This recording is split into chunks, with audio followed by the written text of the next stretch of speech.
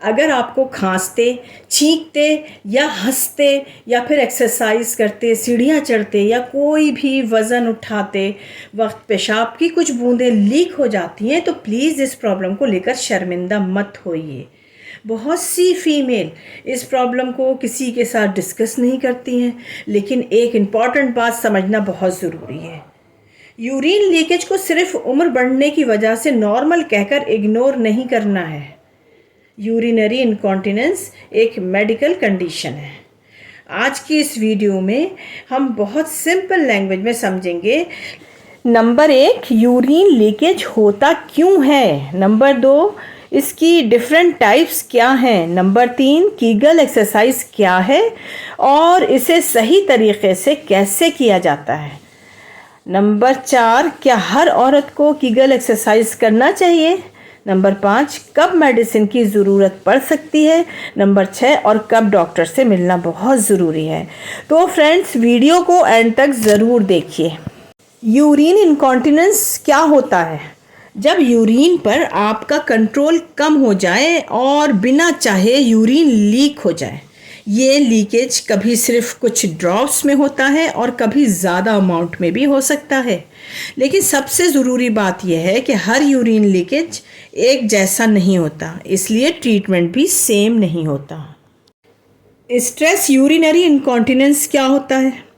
यहाँ स्ट्रेस का मतलब मेंटल टेंशन नहीं है, इसका मतलब है ब्लैडर पर प्रेशर बढ़ने पर यूरिन लीक होना, जैसे खांसी, छींक, हंसी, दौड़ना, कूदना, एक्सरसाइज, सीढ़ियाँ चढ़ना, भारी वज़न उठाना वगैरह।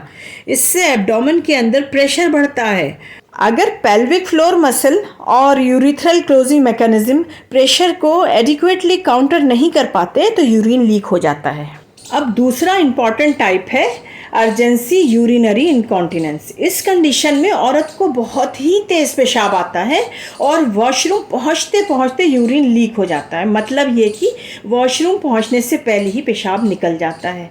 इसका रिलेशन ओवर एक्टिव ब्लैडर के साथ होता है। इसमें अर्जेंसी, फ्रीक्वेंसी और रात में बार बार यूरिन के लिए उठना भी हो सकता है। मिक्स्ड यूरिनरी इनकॉन्टिनेंस क्या होता है? कुछ लोग ऐसे होते हैं कि उनमें दोनों प्रॉब्लम होती है, यानी खांसने और छींकने से यूरिन लीक होता है, इसलिए इसको मिक्स्ड यूरिनरी इनकॉन्टिनेंस कहा जाता है। औरतों में यूरिन लीकेज के कॉमन रिस्क फैक्टर क्या होते हैं? इसके कई फैक्टर्स होते हैं। प्रेगनेंसी और चाइल्ड बर्थ खास फैक्टर्स हैं। आमतौर पर वेजाइनल डिलीवरी के दौरान पेल्विक फ्लोर मसल्स और सपोर्टिंग टिश्यूज़ पर स्ट्रेस आ जाता है। लेकिन यहाँ पर मैं क्लियर कर दूँ कि हर वुमन जिनकी नॉर्मल डिलीवरी होती है उनको यूरिनरी इनकॉन्टिनेंस ज़रूर हो, ऐसा ज़रूरी नहीं है, इसलिए डरने की ज़रूरत नहीं। इस तरह एज बढ़ने के साथ ये रिस्क बढ़ सकता है, लेकिन यूरिन लीकेज को एजिंग का अनअवॉइडेबल पार्ट नहीं समझना चाहिए। इसके अलावा obesity, overweight, chronic cough, constipation और पेल्विक फ्लोर डिसफंक्शन जैसे फैक्टर्स भी रोल प्ले कर सकते हैं। चलिए तो अब जानते हैं कि पेल्विक फ्लोर मसल्स होते क्या हैं। तो ये पेल्विक फ्लोर मसल्स जो होते हैं पेल्विस की बॉटम पर एक सपोर्टिव स्ट्रक्चर की तरह काम करते हैं। ये ब्लैडर और बावल जैसे पेल्विक ऑर्गन को सपोर्ट करने में हेल्प करती हैं। जब हम पेशाब को कंट्रोल करते हैं उस वक्त पेल्विक फ्लोर मसल्स का कोऑर्डिनेटेड फंक्शन ख़ास होता है। कीगल एक्सरसाइज क्या है? आपने कीगल एक्सरसाइज का नाम बहुत सुना होगा। Kegel exercise essentially pelvic floor muscles contraction और रिलैक्सेशन की ट्रेनिंग का नाम है। कीगल एक्सरसाइज को कैसे शुरू करें? NIC के मुताबिक स्ट्रेस या मिक्स यूरिनरी इनकॉन्टिनेंस में सुपरवाइज्ड पेल्विक फ्लोर मसल्स की ट्रेनिंग कम से कम 3 महीने के फर्स्ट टाइम ट्रीटमेंट के रूप में ऑफर की जाती है। NIC प्रोग्राम में एटलीस्ट 8 कॉन्ट्रैक्शंस दिन में 3 बार का रिकमेंडेशन भी दिया जाता है। लेकिन फ्रेंड्स, इसका ये मतलब नहीं है कि हर फीमेल बिना असेसमेंट के मैक्सिमम रेपिटेशन करना शुरू कर दे। Quality of contraction, correct technique, relaxation और इंडिविजुअल कंडीशन बहुत इंपॉर्टेंट है। और अगर किसी वुमन को pelvic pain, difficulty relaxing muscles, significant prolapse systems या दूसरी पेल्विक प्रॉब्लम्स हैं तो फिर पर्सनलाइज्ड प्रोफेशनल असेसमेंट और भी इम्पॉर्टेंट हो सकता है। क्या कीगल एक्सरसाइज सच में काम करती है? जी हाँ, पेल्विक फ्लोर मसल्स ट्रेनिंग की इफेक्टिवनेस के लिए एविडेंस मौजूद हैं और एक बात, जितना ज़्यादा एक्सरसाइज करेंगे इतना ही बेटर होगा, ये बिल्कुल ज़रूरी नहीं है। करेक्ट टेक्निक और अप्रोप्रिएट प्रोग्राम बहुत इम्पॉर्टेंट हैं, इसलिए इसको under the supervision of trainer ही करना चाहिए। क्या सिर्फ एक्सरसाइज ही इलाज है?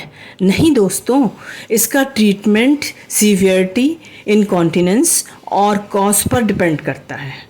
स्ट्रेस इनकॉन्टिनेंस में लाइफ स्टाइल मॉडिफिकेशन और पेल्विक फ्लोर मसल्स की training important first line option है।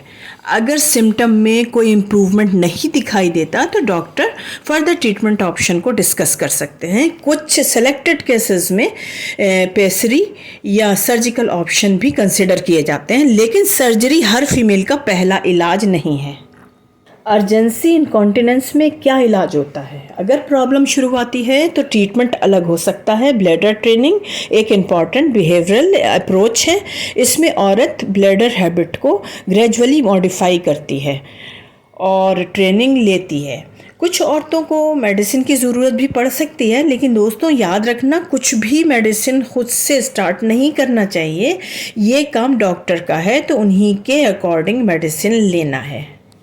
अब बात आती है कि डॉक्टर डायग्नोसिस कैसे करते हैं। अगर आप यूरिन लीकेज की प्रॉब्लम लेकर डॉक्टर के पास जाती हैं तो सबसे पहले डिटेल्ड हिस्ट्री ली जाती है।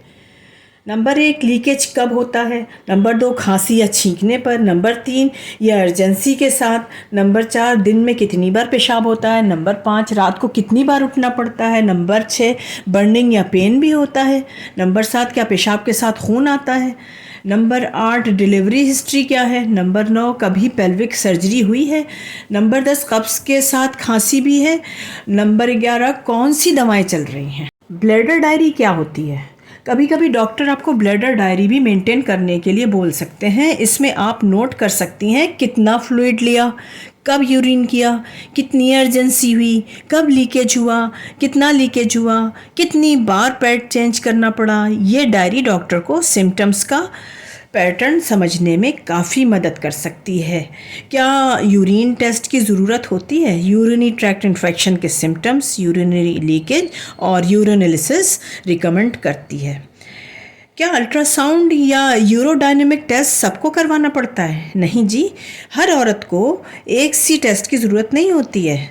Simple uncomplicated stress urinary incontinence में डिटेल्ड हिस्ट्री और एग्जामिनेशन से डायग्नोसिस हो सकता है। यूरोडायनेमिक्स रूटीनली करना रिकमेंडेड नहीं है, लेकिन अगर डायग्नोसिस अनक्लियर हो, पेल्विक ऑर्गन प्रोलैप्स हो, प्रीवियस SUI सर्जरी हुई हो, तो फिर यूरोडायनेमिक टेस्टिंग कंसिडर की जा सकती है। कब यूरिन लीकेज को इग्नोर नहीं करना चाहिए?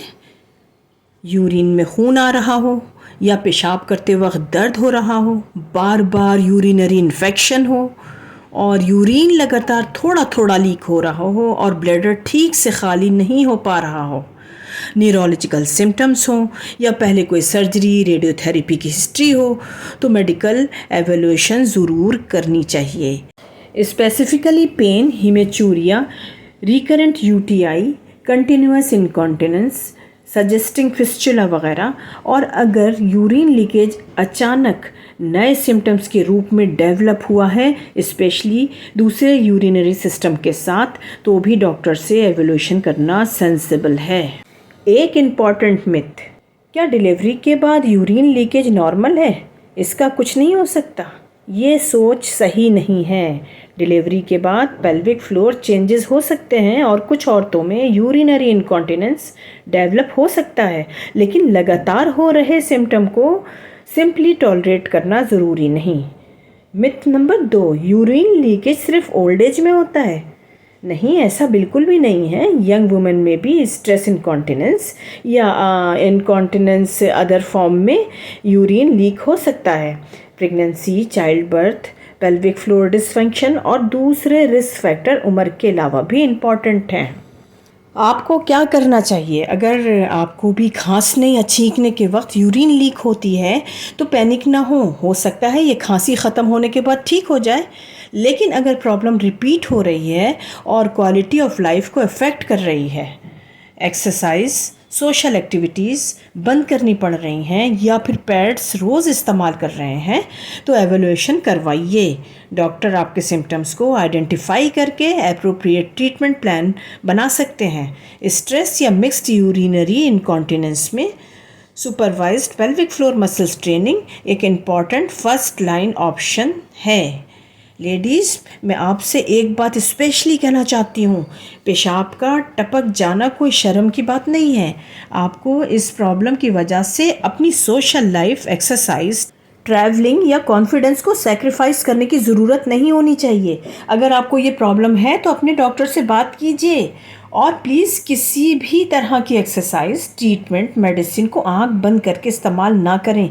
हर औरत की कंडीशन और कॉज अलग हो सकता है। अगर आपको ये वीडियो यूज़फुल लगा हो तो लाइक ज़रूर कीजिए। कमेंट में मुझे बताइए कि आपको भी खांसने, छींकने या हंसते वक्त यूरिन लीकेज होता है।